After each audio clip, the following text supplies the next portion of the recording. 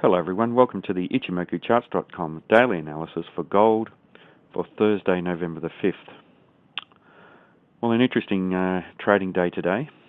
We have a change of character in the market. The previous three candles, we had green candles. Today we have a red candle.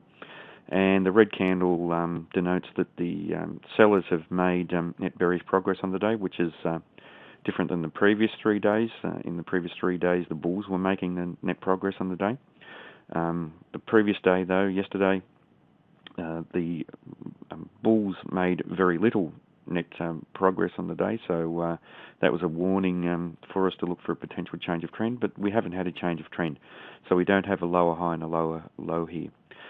The red-bodied candle here has a long shadow on the bottom, and that's upside price rejection, so that's not a negative sign for this market. It's one of the bullish signs that we've got here, except it's not totally bullish, and we'll look at the reason why in a minute.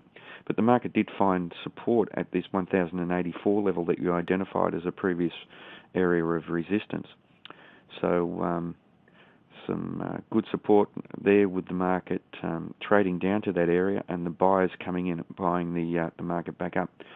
Now the market did open at the high and then traded down to that area, found support, but could only close in the mid-range level.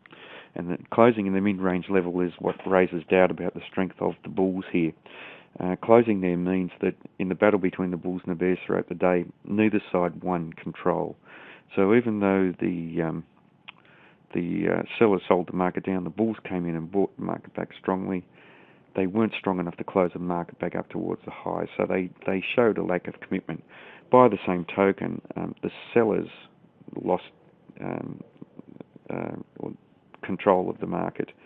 So it's not just a one-sided thing where the bulls weren't powerful enough, but also the sellers weren't really showing any strength on the whole day's trading between the high and the low. Now the close is still above the previous close, which means the buyers are still keener. But in bar chart terms, we have what we call an inside day, and that's a day of indecision where the market failed to take out the high of the previous candle, but also failed to take out the low of the previous candle, which also says something about the lack of commitment from the bulls and the bears. So there is still potential for a downside reversal, so we need to keep an eye on the obviously the high of the current candle, and that was around the 1100 mark, and obviously yesterday there was strong downside price rejection there, so if the market has a solid close up above there, then we should look for the market to appreciate further. The 1084 level becomes very important for this market for a potential downtrend.